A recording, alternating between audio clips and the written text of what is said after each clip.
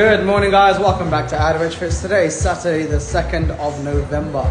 So today I've got I think about 3 or 4 cars booked in, but they are nice cars and quite big jobs. However, I'm starting the day off easy with this gorgeous Audi R8. So this is a 2010 Audi R8 and man, this is lovely. V10, lowered, the wheels are being stanced out. Yeah, this is crazy. The guy's trying to build a full-on race car with this. This car has been here before.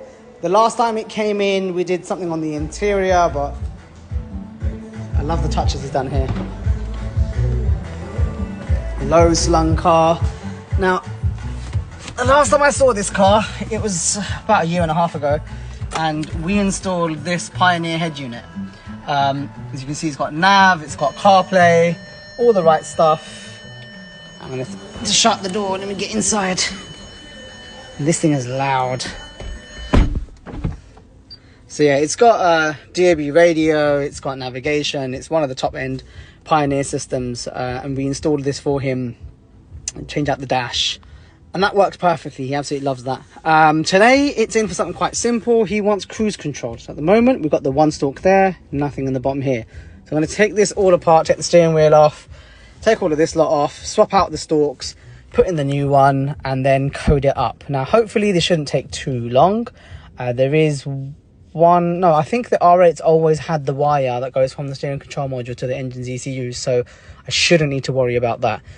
So yeah, it shouldn't take me too long. We'll see how it goes. At the moment, it is 11:46. Okay, all done on the R8.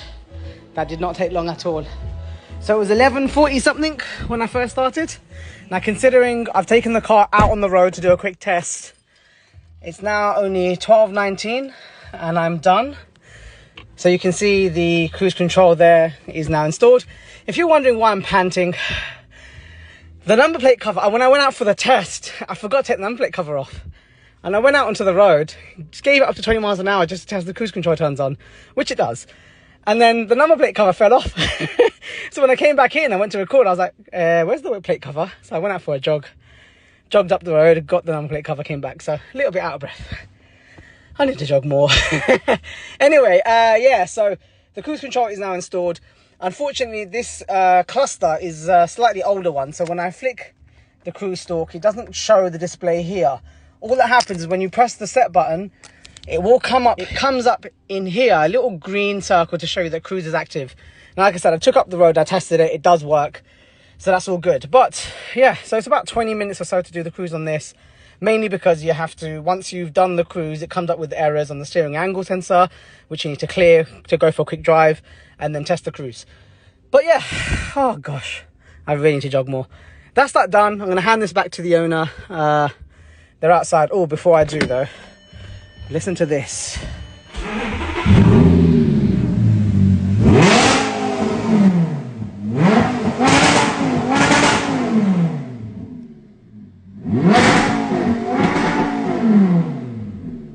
Absolute weapon. I bet it just spat up my wall. Let's turn that off. Oh no, it didn't. Wow. Sometimes when you run cars like this and you rev it, it leaves water all up my wall. So yeah. Okay, anyway. Whew. Right, let's get this car out, swap it over. The next one is probably the furthest from this that you can get. Right, so next one, like I said, this is the polar opposite of the R8. We have a Q4 Etron. Silent, electric. I'm not a fan of electric cars. That's just me. I agree completely with Jeremy Clarkson that on electric cars in general. But as far as they go, this one doesn't look too bad. It's got the black pack from factory. It's got the full matrix headlights. In fact, I think the keys are inside. Let me show you what it looks like, because it does look really cool. So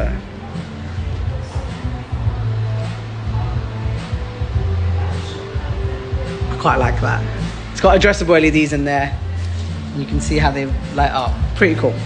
But yeah, electric e-tron car. Now, Audi do something a bit naughty with these new cars. They put in plastic sensors here and even a plastic camera, but it's not actually a camera. So every one of these Q4s come with this grill that looks like it's got a camera, but it's just plastic. And it looks like it's sensor, but there's nothing behind it. It's just a plastic cap. So the owners, when they bought this car recently, they thought that this had actual front sensors.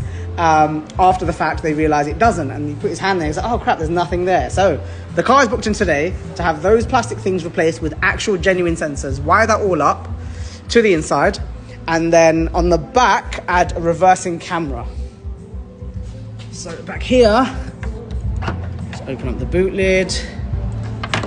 Right, you can see there it's just a normal boot opener. We're going to replace that out for the factory camera version and get that all installed. And yeah, inside the car, I'm really not a fan of the flat top wheels. Not sure about these, but at least this one still has the proper badging. I have to give it that. Still got the rhombus with the S and the classic badge. Lovely. Now in here, let me try and switch this car on. There's no sound whatsoever. So you put your foot on the brake, it wakes up. Literally, that's all you got to do. Put your foot on the brake. You don't have to hit start. Now, if I go to reverse, there, that's what comes up currently. So you've got rear display, but clearly no front and no camera. So that's what it looked like before. Let's get this all installed and go on to the after. Currently, the time is, it's just disappeared. Oh, it's got the touch button thing. Yeah, I don't like that at all. Anyway, according to that, it says it's 12:41.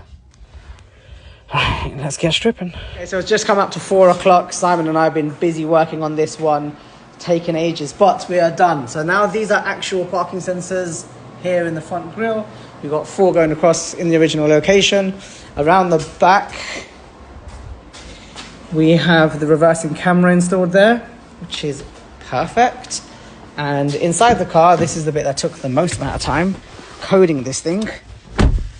Right, so just put a foot on the brake and then slide it into reverse. And now we've got the front sensor showing as well as the parking thing. If I take off the parking brake, actually, this car's really difficult. Sometimes it goes into gear, sometimes it doesn't. Okay. So it's in gear, driving forward, hit reverse.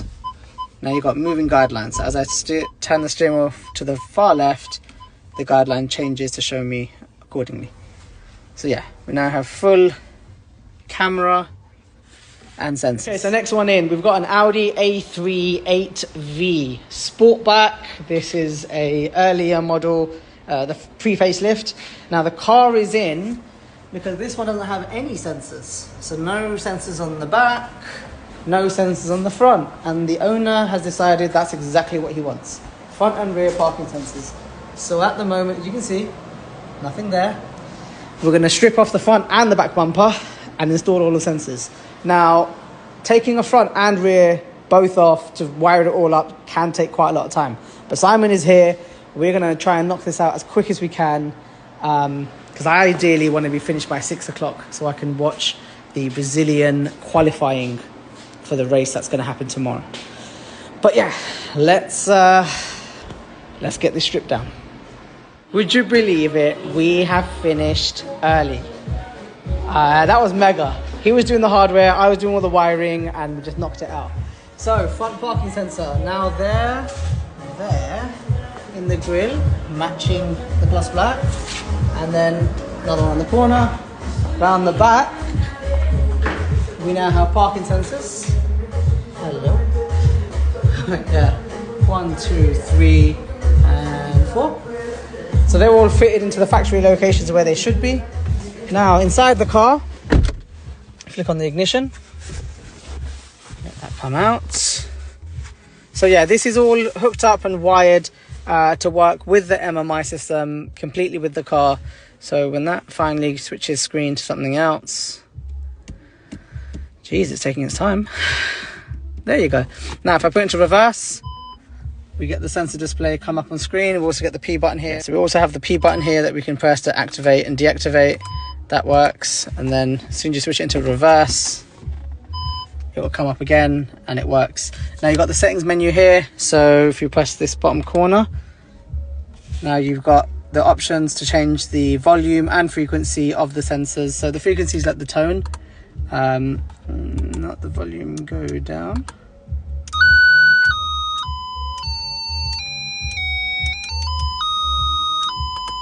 So just leave it where it was, but yeah, you get the idea.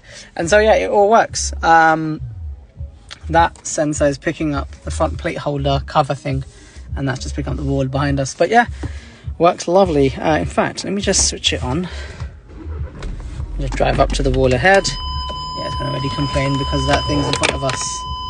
There you go. Back it up. Okay, so I just removed the front plate holder because it was just doing my head in with the beeping. Now, if I put it into reverse, take off the parking brake. Now it beeps for the cars behind, the wall behind, and now if I drive up to the wall in front, there you go, working perfectly. Right, customer is on his way, he should be here any minute, so gonna hand over the car. Let me just get myself out of here. So yeah, we're going to hand over the car, and then that'll be that for today. And we've got the F1 tomorrow in Mexico, so we're going to make sure to check that out. Qualifying starts in 15 minutes. I'm going to check that out too. That's it from us. Have a good weekend, and I'll see you on Tuesday.